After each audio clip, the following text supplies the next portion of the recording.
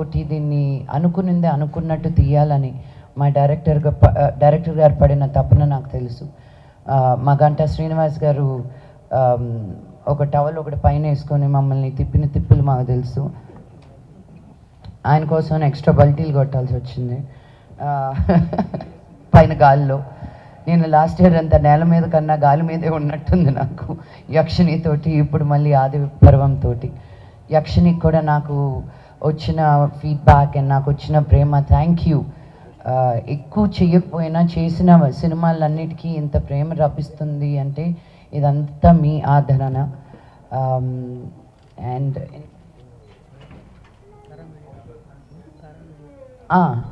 Social fantasy అంటే నన్నే అనుకుంటున్నారండి. ఇటు దేవతనైనా దెయ్యాన్నైనా నేనే. So I love that.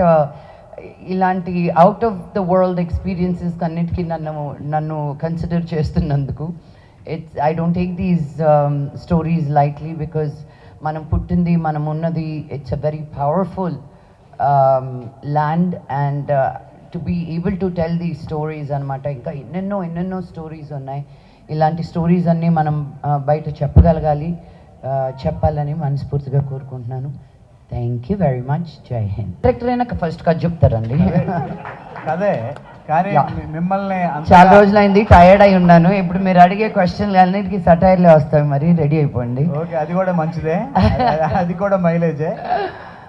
అంటే మిమ్మల్ని బాగా ఇంప్రెస్ చేసినటువంటి మీ క్యారెక్టర్లో ఉన్న అంశం, కథలో ఉన్న అంశం గురించి చూచాయిగా. అంటే ఇలాంటి స్టోరీస్ నాకు గుడి కథలు అంటే చాలా ఇష్టం. చాలా ఉంటాయి మనకి చేయడానికి.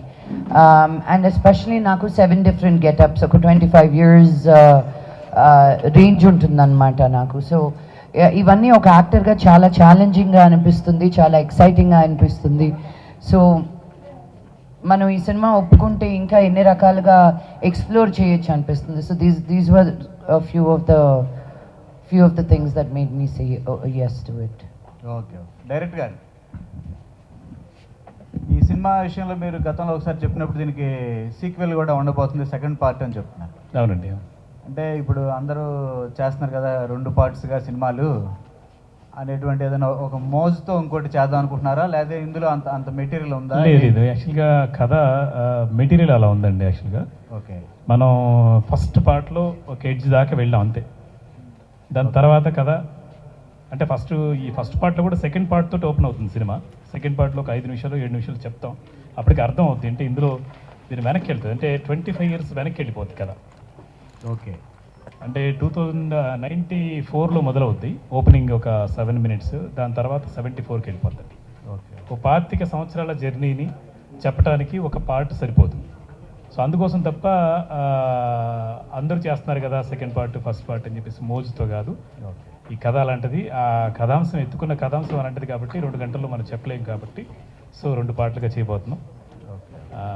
Thank you sir. అట్లాగే ఇందులో ఆదిత్య ఓం గారు పాత హీరో ఇంతకుముందు చేశారు, ఛానల్ తర్వాత ఒక ఫెరోషియస్ క్యారెక్టర్ అని చెప్తున్నారు. అవును, ఆయన్ని క్యాస్ట్ చేయడానికి కారణం ఏంటి, ఆయన క్యారెక్టర్స్కి ఉన్న ఇంపార్టెన్స్ ఏంటి? ఆయన యాక్చువల్గా ఇందులో హనుమంతుని ఒక క్యారెక్టర్ చేశారు. ఆయన మనం యాక్చువల్గా లవర్ బాయ్గా చూసాం, సరదాగా ఎంటర్టైన్మెంట్ చేసినటువంటి లాహిరి సినిమాలని చూసాం కదా. So Dhanalakshmi, I love you లాంటి సినిమాలు చూసాం మనం. సో ఆయన్ని పూర్తిగా వాడుకోలేదు అని అనిపించింది నాకు మన ఇండస్ట్రీ. సో ఇంకో కోణంలో ఆయన్ని చూపిస్తే బాగుంటుంది అన్న దీంతో అప్రోచ్ అయ్యాను. ఇందులో 2 shades ఉన్నాయి, అంటే 25 years జర్నీ ఉన్నది కాబట్టి ఒక హీరో కావాలి మనకి, తెలిసిన హీరో కావాలి. తెలిసిన హీరోగా ఉండి తర్వాత ఫాదర్గా చేయాలి. సో ఫాదర్ క్యారెక్టర్ అన్నప్పుడు ఆయనకి ఫాదర్ క్యారెక్టర్ అన్న దీంట్లోంచి అప్రోచ్ అయినప్పుడు కథను నమ్మి కథ వినగానే సో ఆదిత్య ఓం గారు లాంటి ఎక్స్పీరియన్స్డ్ ఆర్టిస్ట్ కావాలని అనిపించింది. సో దానికి కూడా ఆ ఆర్టిస్ట్ని కాస్ట్ చేయడానికి కారణం కూడా కోర్స్ మీరు కూడా ఉన్నారు అందులో. ఈ కథ మొదటి నుంచి చివరి దాకా మీకు కూడా తెలుసు. సో ముందు సినిమాలు చేశారు సార్, హీరోగా చేశారు, బట్ ఫాదర్గా చేయటం అనేది రీఎంట్రీ ఇదే. ఆ ఏజ్ చేయడం, అది కూడా వెంకట్ కిరణ్కి ఫాదర్గా చేయడం అనేది ముందు సాహసం అని చెప్పాలి. బట్ ఓన్లీ కథను నమ్మి ఆయన ఒప్పుకున్నారు. ఆయన ఒకరే కాదు, చాలామంది ఆర్టిస్టులు, అంటే ఎస్తేర్ కానివ్వండి, తర్వాత చాలామంది అంటే మన సుహాసిని ఒక సీన్ కోసం వచ్చి వెళ్ళినా కూడా ఆవిడకి ఇంపార్టెన్స్ ఉంటుంది కథలో. ఒక సీన్లో అలాగా మెరుపులాగా వచ్చి వెళ్ళిపోయినా కూడా దానికి లింక్ ఉందన్నమాట. సో అందరూ యాప్ట్ అయ్యారండి, ప్రతి ఒక్కరు. ఇప్పుడు ఉదాహరణకి మనకి శివకంఠం నేను గారు ఇంతకుముందు నేను డైరెక్ట్ చేశాను, హీరోగా నేను రాఘవరెడ్డి అనే సినిమా చేశాను గతంలో.